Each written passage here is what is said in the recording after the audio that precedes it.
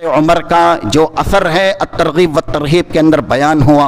2893 number से ये असर मौजूद है।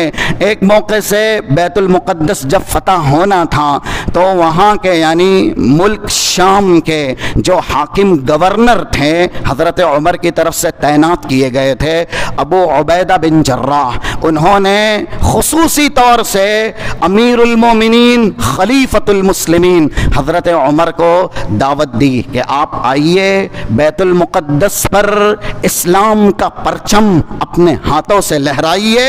हज़रत उमर आए, लेकिन जब दाखिल हो रहे थे मुल्क शाम में तो सारा शहर हज़रत उमर को देखने के लिए उमड़ आया कि ये आधी दुनिया के बादशाह हैं जिनका नाम सुनकर के कैसर और किसरा के ईवानों में ज़लज़ला बर्पा हो जाता है। ऐसी हस्ती आ रही है, उन्हें देखने के लिए हर एक आ गए और अबू उबैदा बिन जर्राह अहले इस्लाम को लेकर के उनका इस्तकबाल करने के लिए सरहद पे पहुंच गए। हज़रत उमर जब दाखिल हो रहे थे मुल्क शाम में तो सवारी से उतर गए, जूते भी निकाल लिए और मोज़े यहाँ कंधे पे रख लिए। तब हज़रत अबू उबैदा ने कहा, इन्ना अहल बलदिन क़द इस्तशरफ़ूक वल्लाहि मा यसुर्रुनी अमलुका हाज़ा। आप जो कर रहे हैं कि सवारी से उतर गए हैं और जूते निकाल लिए हैं, मोज़े कंधे पे डाल लिए हैं, पूरा शहर आपको देखने आया है। आप सवारी पे चढ़ जाइए, आपकी सवारी की लगाम मैं पकड़ करके आपको ले चलता हूं। आपका ये अमल मुझे पसंद नहीं आया। किसे कहा? हज़रत उमर से कहा। उसके बाद ये तारीख़ी जुमला है, रेफरेंस आपके सामने है, बिल्कुल मुस्तनद ये बात है। 2893 अत-तरगीब व तरहीब इमाम अल-मुंज़री की ये किताब है। उस वक्त हज़रत उमर ने जो जवाब दिया हज़रत उबैदा बिन जर्राह को, अल्लाह ये लफ्ज़ इस्तेमाल किया और कहा, लौ यकुल ज़ाका गैरुका अबा उबैदा, ए अबू उबैदा इस तरह की बात अगर आपके अलावा कोई और कहता कि सवारी से उतर गए हैं, जूते निकाल लिए हैं, मोज़े कंधे पर डाल लिए हैं, ये अच्छा नहीं लग रहा है। आप अमीरुल मोमिनीन हैं सतवत के साथ और ऐसे ही कदर व मंजिलत के साथ सवारी पर तैनात होकर के मुल्क में दाखिल होइए। अगर इस तरह की कोई बात आपके अलावा कहता, लजअलतुहु नकालन लिउम्मति मोहम्मद, तो हम उसे ऐसी सज़ा देते कि उम्मत मोहम्मदिया के लिए वो दर्स इबरत बन जाता।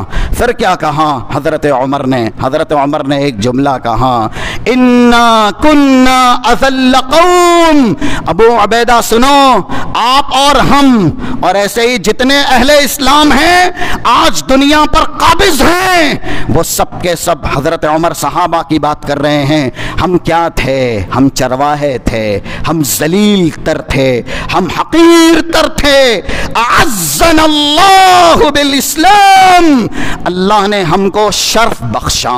इस्लाम आया, रसूलुल्लाह शरीयत मोहम्मदिया लेकर के आए, इस्लाम अपनाया, तौहीद कबूल की, इस्लाम के मुताबिक अमल किया, जिसकी वजह से अल्लाह ने बाइज्जत बनाया। ये बुलंदी और ऐसे ये रिफात, ये क़ियादत, ये सियादत, ये हुकूमत और ये गलबा हमारे और आपकी वजह से नहीं है, ये इस्लाम अपनाने की वजह से है।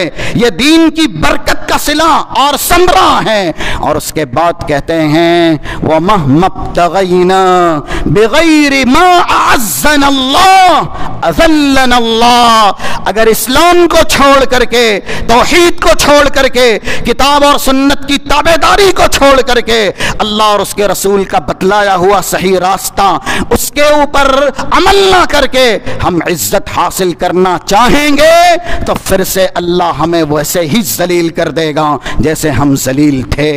ये असर बतलाता है कि हम और आपकी इज्जत, वक़ात, हैसियत, मकाम और रुतबा दुनिया के अंदर हमारी दुनियावी ताकत से नहीं है अल्लाह के बंदो, हमारी दीनदारी से है। क्योंकि कुरान करीम ये इरशाद फरमाता है, 160 नंबर की आयत करीमा सूरह अल इमरान की है, यंसुरकुमुल्लाह फला गालिब लकुम।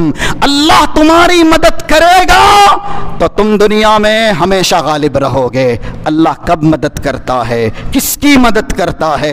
सूरह मोहम्मद की आयत नंबर 7, इन तंसुरुल्लाह यंसुरकुम, अल्लाह के दीन की मदद करोगे, अल्लाह का दीन सीखोगे, अल्लाह का दीन सिखाओगे, अल्लाह का दीन अपनाओगे, अहलो अयाल को उसके मुताबिक चलाओगे, समाज माशरे के अंदर शमे इस्लाम फरोजा करोगे, अल्लाह तुम्हारी हमेशा मदद करेगा।